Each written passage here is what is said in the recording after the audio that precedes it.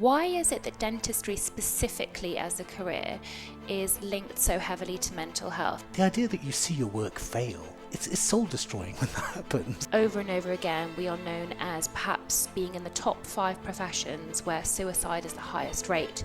And in fact, even worse, I think if you speak to most dentists, they will know somebody has taken their own life. What do you think is the reason why we're so sort of find it so hard to talk about mistakes? Because I think it's about vulnerability. It's my great pleasure to welcome Rhona Eskander into our studio for a live Dental Leaders. We've got a new process, a new series, a mini-series that we're going to be looking at that deals with mental health for dentists called Mind Movers. And, it was born of kind of a frustration of, what's out there for dentists who are suffering.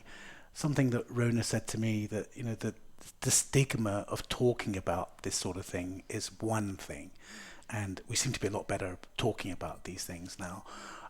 But then, after that, what can people do to improve their situation when they've got some sort of stress, burnout?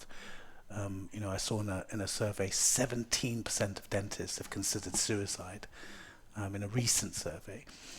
So it's lovely to have you, Rhona. What are your thoughts around mental health and dentistry? First of all, Payman, thank you so much for having me.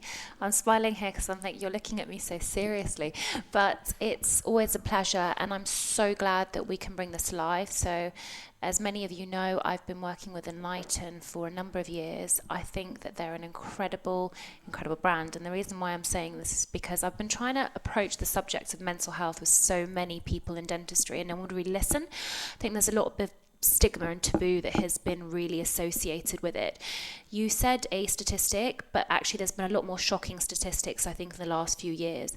And over again, we are known as perhaps being in the top 5 professions where suicide is the highest rate. And in fact, even worse, I think if you speak to most dentists, they will know somebody has taken their own life because of the stresses and pressures of our job. Now, I've been really open about my mental health online, and I think whether people think it's appropriate or inappropriate, I think it's just part of being a human, Mental health is something that we all very much get, very much as part of us, but we need tools to basically get through it. And I think that for me, looking outside the dental arena and having those tools available to me has made me who I am today and overcome a lot of adversity in my life or those really difficult mental states. So my vision is, with Enlighten, which I'm really excited, is to bring on guests that I've found really inspiring, that have overcome something in some way in their life and have been really remarkable people either in their field or to other people, and really share their stories on how they can help you and give you something to take away with you. So that's really the idea and vision, and I'm really glad that we've got some very exciting guests coming on. Rhona, do you think that, you discussed your mental health sort of challenges that you've had before. Do you think that whatever job you did, you would have those? Or do you think that being a dentist has triggered some of that? I think that that's a very important question. Why is it that dentistry specifically as a career is linked so heavily to mental health? And I was doing a lot of research around this, and I did find that there were a number of reasons specifically related to dentistry. Number one, it's the pressures of the job. Number two, so that's working in a very small confined space, for example. Number two, it's the psychology of patients constantly telling you that they hate you and feeling undervalued somewhat by people in society. Number three, it's also the fear of litigation, GDC, all of our governing bodies, and not knowing where your career is going to go. Number four, pressures of the NHS. And number five, also feeling, this was a really interesting one for me, that you didn't feel you could talk about your mental health because you viewed yourself as a healer in society in some way. Because you studied medicine, you're there to help people and heal people, you can't really admit to having things going on yourself. So I think those are the reasons specifically linked to dentistry.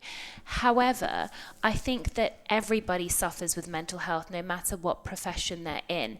And there's different ways when we speak to the people that I've invited on here, for example, entrepreneurs that have left jobs because of their mental health and started up their own startups, but that also comes with its own problems. So I think that really, yes, with dentistry and other professions specifically, there is an issue, but I think as a wider picture, as a generation, mental health is becoming more and more prevalent for other reasons. But I mean, you list things like the NHS or being sued or the GDC, and these are, local to right now in UK dentistry. But, I think for the last 100 years, all over the world, dentists have been more prone to suicide than other professionals. Yes. So the job itself, it's not the most stressful job in the world. There are more stressful jobs than dentistry, and yet we suffer with stress. Now, of course, what you said, the sort of the challenges of working on a live patient who's, nervous about being there. Sure, I get that. I think, your relationship with your nurse, Yeah. it's gigantic. The way you deal with your staff, and the way it almost feels like a family atmosphere and all of that. And I've always had very good relations with all of my nurses. But I can imagine if you and your nurse don't get on for whatever reason, that's the one person that you spend all that time with. If you think the patients are just their work, it's quite an isolated profession in that sense, right? That you've got no one around you for support. As a dentist, you could go in, see your patient, only see your nurse, and then leave. And if your nurse hates you, or if you hate your nurse for whatever reason, I'm sure it's a massive contributor. I think that is a contributor, but I don't think that's the be all and end all, because lots of people can go into their work and not like their colleagues or their companions. And sure, like you said, you may argue, well, there's more of them, but not really, because the company that you're in can really affect your mental health, but perhaps not to the degree of feeling so suicidal. I think there's other things as well. Dentistry, as you said, working on the patient has, it's massively stressful, because you really feel like someone's health is in your hands. And I think there's pressures are really, really immense on you. And I think that dental school as well doesn't equip you for the emotional side of dentistry or the other things in dentistry that matter. I say matter, they make you safe in the sense being able to do the clinical skills, but they don't really teach you much about complaint handling. They may touch on it, but not really a lot. Things like your indemnity, as I said, the GDC, these things are touched upon, but there's not sort of a heavy focus, and they don't really give you tools on how you deal with things. And you ultimately feel like a failure a lot of the time, I think, in dentistry, because by the very nature of the job, people are it attracts people that are very high striving, right? You're going to get people that get straight A's and A levels, do extracurricular activities, do X, Y, and Z, and then they get thrown into this situation in dental school where they actually feel a little bit average. That definitely happened to me, because it was suddenly like, oh, I'm actually now striving to just pass rather than getting A's, when at school that's what I was doing. So you don't feel so great about yourself. And I think, because people in dentistry are the ones that put so much pressure on themselves, they take it a lot more seriously when they feel they've had these failures, as it were. And that's why I think we've got to rewrite the narrative on failure as well, which I hope to discuss later on in the podcast. But this is an extremely complex issue, and I don't think it's something that can be just made black and white. But do you think, if you're a cardiac surgeon, the stress of whether or not that patient is going to live is probably more than the stress of the RCT and whether that tooth, and yet cardiac surgeons don't have the suicide rate the dentists have. Yeah, totally. So there's something in particular. Now, what I said about it's a live, awake patient, that certainly has. I think there's another angle on it where, what do you think of this? I haven't researched this, but the idea that you see your work fail and much of the work that you do doesn't benefit the patient. It's soul destroying when that happens, right? Yeah. And much of dentistry causes problems rather than solves them. And then you layer on top of that a patient who doesn't want to be there, maybe layer on top of that Exactly. some sort of toxic work situation. Exactly. And then I think when people go into suicidal ideation, usually it's a perfect storm of something at home, some sort of chemical imbalance. We're going to talk to Dan today about that. About the nutritional side of it. Yeah. But when I've looked into it, I can't get a really good answer for why dentistry causes that. I think it's like the multitude of things that you were talking about. It can't be one single thing. And I think actually I'm going to have to disagree with you in one way. You can't necessarily pin one thing to mental health. And I think that's a narrative we need to get rid of. People might say, why did that person take their own life? They had a perfect life. They had kids. I mean, recently there was the death, if you remember, of that amazing dancer from the Ellen show. And it was so sad because there was a TikTok video of him dancing with his family, looking so happy. And again, everyone like, he had a beautiful wife, he had amazing kids, he had a successful career. Why did he do it? And I think that's the problem with what's going on. We're trying to make it a black and white issue.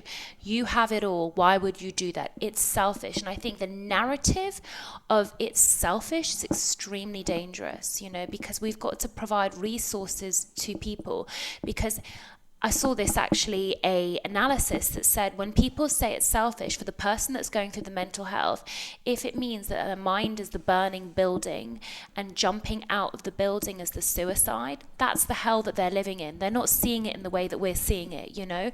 So actually, which is worse, to stay in the burning building or to jump out of the burning building? Do you see what I mean? It's not helpful at all to say it's selfish. I mean, the last thing someone who's committing suicide or thinking about committing suicide needs is judgment. Yeah, exactly. On top of all the problems that they have got. Right? Exactly. I saw some research where the guy was saying that the only thing that they found helped with people who'd had some sort of suicidal ideation was something as simple as the people who said no to treatment, half of them they sent letters to every month saying, how's it going? We're thinking of you, this sort of thing. And half of them they didn't send letters to. Yeah. And the ones they sent letters to didn't kill themselves as much as the ones who think that someone That's amazing. cares, you know, loneliness of the job coupled with triggers, you know, the stresses that happen. Now, you said you went through some mental health problems. Yeah. And did you sort of go into why? Why did you have these problems? Or did you just leave that to one side and say, how do I get out of this? So I think if I think about it properly, I've always been prone to being vulnerable to mental health issues. So since I was a young kid, I remember always being really sensitive to certain things in the world. I know it sounds crazy. A sensitive kid. Yeah, and I was a very sensitive kid, but I was very sensitive and I was very aware of people's emotions, people's actions and people's words. And I think that carried on throughout my life. And I think there was this general sense of being quite disappointed by human beings. I know that sounds strange, and I think it's because I always was perhaps a bit naive to how the world was run and really believed everything was kind of rainbows and everyone had good intentions. And as I got older, people continuously disappointed me, and that used to really affect me on a deeper level, and I felt that I felt a lot more. Throughout my 20s, I think it was the most difficult time of my life because I really believe you just have no idea who you are in your 20s, and that's why I find it totally crazy that people think you should be making these life-changing decisions in your 20s, you know. And I went to university and it was a really difficult environment for me. So, for example, I was the only Middle Eastern girl in an extremely different environment. You know, I grew up in North London, you know, pay as well, because you grew up in the same kind of like childhood background. And suddenly I was the only Middle Eastern girl, you know, with all these white boarding school girls, which is completely fine. But I was definitely seen as the outcast in a way, and I didn't fit in from a aesthetic perspective, where they were like, oh my gosh, you're so exotic looking, and you know, things like that. And you know, it was back in the day before Kim K and all that kind of look, and I remember feeling that I just didn't fit in, and comments were constantly being made about my image, and I found that really difficult. And I tried so hard to be someone I wasn't. Like, I tried so hard to dampen the way that I look. I was so embarrassed of my eyebrows, I was so embarrassed of my hair, etc. And even, you know, living, you know, my parents, you know, tried to dampen down that they were Middle Eastern and so forth. And it's crazy now because I love it. I'm like, this is me and this is part of my identity. But I think university was really tough as well because I just didn't know how to deal with so much rejection. That was rejection within dental school, but also social aspects of my life. I had friends, sure, and, you know, I was popular, but it just goes deeper than that. And sometimes I just found that my mind would run riot, you know, telling myself that I wasn't good enough, telling myself that I needed to be someone else, you know, putting so much pressure. And I think that voice in my head would just constantly be there. And in some ways, you know, you've got to flip it around, because it helped me push further, because I was like, okay, you know what? If this person doesn't believe in me, I'm going to prove them wrong. So that was my drive. But I think one of the major things that helped me is that I sought out information from people that I believe had come over struggles and had made it in life. So I'm really excited that we're going to have Daniel Murray Serta on the show. And the reason is because when I was young as 14, all my teachers told me that I was pretty much a failure because I was really good at drama and public speaking, but was not academic at all. I used to hang out with Daniel outside school, and he was academic and he wanted to apply to Oxbridge, and we used to study Othello together and Shakespeare and everything. And I remember being really inspired because for some reason I associated his academic success with respect in a way. So I saw that he was getting the respect of teachers. I'm not saying that's the right way, but I noticed that and I thought, okay, great, maybe I can learn from Dan. So it pushed me, and I'd study with him further and I'd do other things, and I really pushed myself academically even if it didn't come naturally to me. So I always found that, like, looking up to people. And Daniel, when he comes on the show, he'll talk to you about how difficult the loss of his father was, for example, as well. And, you know, I can't imagine how difficult that would be, especially as, you know, I'm so close to my dad. But being able to look up to people who have come so far in life and be able to come those horrendous moments have really helped me. And then the more and more I looked up to these people, I realized there was a whole community of people that really have been through their own struggles, but overcome them, you know, somehow. And I think that's when I realized it's actually okay. And most of us, most human beings have stuff going on in their head. Most, not everyone, as in like on that super, super complex level where they overthink things. And the more we help each other and the more we develop a community and the more we talk, the better it is. You know what you said about being the outsider? That, you know, I'm very interested in this idea of your biggest strength being your biggest weakness. Yeah. And, you know, right now you're an outsider. Yeah. As far as, you know, you're an outlier in dentistry. Am I, Payman? Can you Yeah. can you like? No, you are. And in the way I'm thinking about it is, you know, like you said, you used to feel people like almost be empathic to the way people were feeling about you, and if it was a negative. Yeah. Like that you said, these girls who were being negative, yeah. But at the same time, I've seen you with your staff, I've seen you with patients. You've got that in the positive way as well, right? You can make people feel fantastic. You can understand what someone's saying to you without them actually saying it, and so, you know, our biggest strength ends up being our biggest weakness. Completely. And so, what you just said here about sort of gaining strength from mental health challenges, yeah, when you see other people overcoming them. One sort of thing that worries me though is, you know, we're calling this mind movers, right? Do you think someone who's actually suffering would bother to listen? Oh, 100%, because I think it was when I was suffering and at my weakest points that I sought out information and people that could really help me. So for me, it was looking outside dentistry somehow, which is why I want to have the conversation within dentistry. So if it meant looking on YouTube, you know, for videos of people that had talked about different things. Of course, there's days that you're completely paralyzed, and I think Dan can, you know, talk about that as well. But then you might have a moment where you're like, I need help, I want help. Does that make sense? You know, and then you start to look for sources. That might be going to therapy. It might be, as I said, finding a community that understands you. It might be talking to other people. But what do you think? What do you think the trigger itself is to go from a position of I'm sad and I deserve to be sad, or I'm sad about being sad, or I'm going to try and find a solution to this. I'm going to try and seek out help. You know, there's obviously, you know, some people never look for help or reject help, and then they're the ones who descend into a darker place. Other people will look for help and try and, you know, try things out, and, you know, in the same way. Like, I think a lot of people, but the ones that don't try things out, again, I think it goes back to the whole thing of the stigma, that people feel like I can't ask for help because people are going to think I'm weak. I can't have conversations because people are going to judge me. I have a family, what are they going to think? And that's when they spiral. But the more conversations we're having, like today, the more media outlets that are like, this person went through this person went through that, let's be kind to one another, let's change the narrative. The more education we have, the more people, I think, will seek help rather than spiral out of control. Let's take that on to dentistry in general. Sure. And, failures, and it's actually one of the reasons why we asked the question on this podcast is that, what were your biggest mistakes clinically and so forth. What do you think is the reason why we're so sort of find it so hard to talk about mistakes and clinical failures? Because I think it's about vulnerability. But why are we more vulnerable than the next profession? No, but I think it's in general. I think most people don't like being vulnerable. It was funny because I was having a conversation with one of my best friends yesterday, and she's having an experience with a guy, right?